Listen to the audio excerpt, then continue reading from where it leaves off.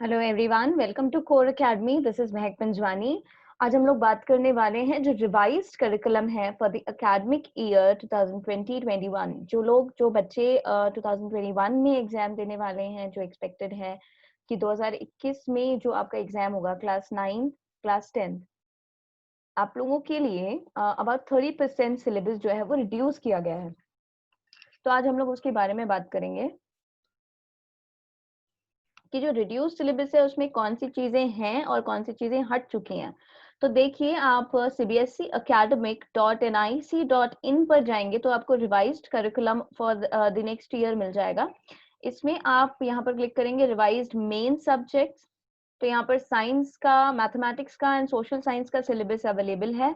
आप curriculum deduction details में click करेंगे तो यहाँ पर आपको डिलीटेड पोर्शन मिल जाएंगे, है ना। तो कौन सी चीजें डिलीट हुई हैं और कौन सी चीजें अभी भी हैं, ये मैं आपको अच्छे से एक्सप्लेन करती हूँ।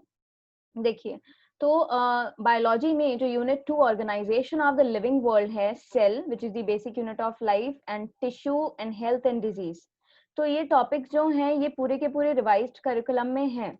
इसमें कौन सी चीजें हटी हैं, तो डाइवर्सिटी वाला पोर्शन जो है वो हट चुका है। जो डाइवर्सिटी हम लोग एनिमल्स की डाइवर्सिटी, प्लांट्स की डाइवर्सिटी, ये सारे टॉपिक्स जो हैं जो यूनिट 2 के अंडर आते हैं। देखिए, आप लोग बायोलॉजी का मैं आपको बता रही हूँ तो आप उस पर ध्यान देंगे। Organisation in the living world में डाइवर्सिटी जो है वो अब नहीं पढ़ना है ना। उसके बाद अंडर यूनिट 5 फूड प्रोडक्शन जो आता है, improvement in food resources, plant and animal breeding, और जो ये टॉपिक्स हैं जो फूड रिसोर्सेज रिलेटेड टॉपिक्स थे, ये पूरा टॉपिक जो है ये एलिमिनेट हो गया है। ये मैं 2 फाइल्स आपको साथ में एक्सप्लेन कर रही हूँ। आपकी जो बुक होगी आप उसमें स्टार, वाटरमार्क, मतलब किसी भी तरीके से आप निशान लगा लेंगे उसमें कि ये टॉपिक, पेज मत फाड़ देना, काट मत देना उस पूरे को, ठीक है। क्यों, वो भी मैं बताऊंगी आपको वीडियो के एंड में।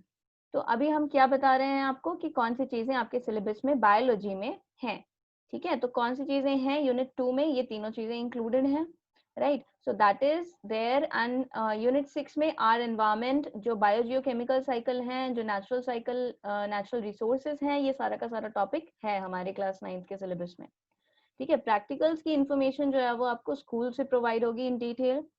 क्लास 10th के स्टूडेंट्स के लिए मैं बता दूं, बायोलॉजी में जो यूनिट 2 है, world of living, life process, nutrition, respiration, transport and excretion, ये चीजें पढ़नी है हमें, है ना। तो लाइफ प्रोसेस में ये सारी चीजें आती हैं।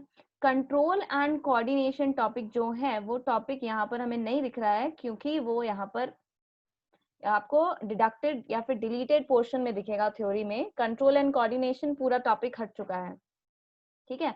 कंट्रोल एंड कोऑर्डिनेशन टॉपिक में कुछ भी नहीं पढ़ना है हमें एज पर स्कूल एग्जाम, है ना, स्कूल एग्जाम के लिए। देखिए, उसके बाद रिप्रोडक्शन टॉपिक जो है इसमें से कुछ एलिमिनेट नहीं हुआ है। हेरिडिटी में हेरिडिटी वाला पोर्शन पढ़ना है, लेकिन इवोल्यूशन जो है वो हट चुका है। इवोल्यूशन के जो कंसेप्ट हम लोग क्लास 10th में पढ़ते हैं वो नहीं पढ़ने हैं हमें अब। Then talking about natural resources, तो आर एनवायरमेंट के जो सिलेबस हैं वो सारी चीजें है यहाँ पर हमारे पास इंक्लूडेड पोर्शन में। देखो क्या है, ecosystem, ozone depletion, biodegradable and non biodegradable substances, ये हैं अभी भी सिलेबस में। लेकिन कौन सी चीज डिलीट हुई है, तो डिलीटेड चीज में आपको मैं बता दूं, सोर्स ऑफ एनर्जी जो बायोलॉजी का हिस्सा नहीं है, ये आप बायोलॉजी या फिर फिजिक्स में सेग्रीगेट करके पढ़ते हो। तो बेसिकली नेचुरल रिसोर्स में ये वाला पोर्शन, आपका सोर्सेस ऑफ एनर्जी वाला पोर्शन एलिमिनेट हुआ है। लेकिन जो आर एनवायरमेंट बायोलॉजी वाला एरिया आता है वो है अभी भी हमारे सिलेबस में।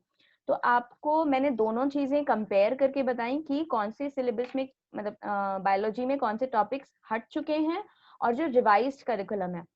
आप खुद भी ये फाइल डाउनलोड करके देख सकते हैं। लेकिन अब मेन जो बात हमें करनी है कि हम पढ़ें क्या और क्या नहीं पढ़ें। तो अब एक बहुत अच्छी चीज, मौका है आपके पास। जो बच्चे कंप्लेन करते हैं कि एग्जाम के लिए पढ़ रहे हैं क्या, तो पर्सनली मैं भी ये सजेस्ट करती हूँ कि आपको एग्जाम के लिए नहीं पढ़ना है, आपको पढ़ना है एजुकेशन के लिए, है ना। हम 9th और 10th को एग्जाम के लिए नहीं पढ़ेंगे, अब हम एजुकेशन के लिए पढ़ेंगे। क्योंकि इन फ्यूचर आप अगर एनटीएससी, ओलंपियाड या फिर हायर स्टडीज के लिए अगर आप किसी गवर्नमेंट सेक्टर में जाना चाहते हैं, और तब आपको क्या होगा, इन चीजों का जो 9th 10th के सिलेबस आपने पढ़ा है, ये सिलेबस उसमें आता है।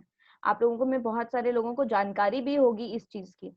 तो आप इन टॉपिक्स को हम पढ़ाएंगे कोर अकेडमी बिल्कुल आपको ये सारे टॉपिक्स जैसे हम पहले पढ़ाते थे हम उसी तरीके से पढ़ाएंगे, क्योंकि सिर्फ स्कूल एग्जाम के लिए क्लास 9th का जो अगले साल का एग्जाम होगा और क्लास 10th का जो अगले साल का एग्जाम होगा, उनके लिए ये चेंजेस हुए हैं। अगर आप 9th में हैं और आप अगले साल 9th का एग्जाम देंगे और उसके अगले साल 10th का एग्जाम देंगे, तो ये बात मान के चलिए कि इन फ्यूचर आप अगर किसी और गवर्नमेंट सेक्टर में जाना चाहते हैं या कॉम्पिटिटिव एग्जाम की तैयारी करते हैं, नीट, जेई या कॉलेज के लिए भी फाइट करते हैं, तो आपका जो बेस डेवलप हुआ है, यहाँ की चैप्टर्स जो हैं, सिलेबस सीबीएसई का बहुत ही वंडरफुली डिजाइंड है, ये भी आपको पता हो कि वही चैप्टर्स होते हैं यहाँ पर जो आपको एज अ पर्सन भी ग्रो करवाते हैं। You need to know about all of this, right? इसीलिए कोर अकेडमी ये सारे टॉपिक्स आपको उसी तरीके से पढ़ाएंगे जैसे हम पहले भी पढ़ा रहे थे, इस बात को ध्यान में रखते हुए कि आपका एजुकेशन कॉम्प्रोमाइज ना हो।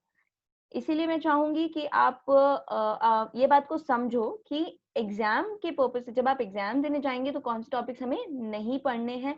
हम जब आपको चैप्टर्स पढ़ाएंगे तो हम मेंशन करेंगे कि ये एग्जाम में नहीं आएगा, राइट? जैसे कि क्लास 10th वाले बच्चे हैं, कंट्रोल एंड कोऑर्डिनेशन टॉपिक जो है आपका, वो एग्जाम में, बोर्ड एग्जाम में अगले साल वालों के लिए वो नहीं आएगा, राइट? तो आप अब ये सवाल भी नहीं कर सकते कि मैम क्या ये एग्जाम में आएगा, कि क्या ये एग्जाम के हिसाब से क्वेश्चन है। हमें अब क्या करना है, अपने आप को एजुकेट करने पे फोकस करना है।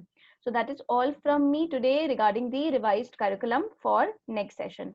If you have any questions, drop it in the comment box below. Thank you.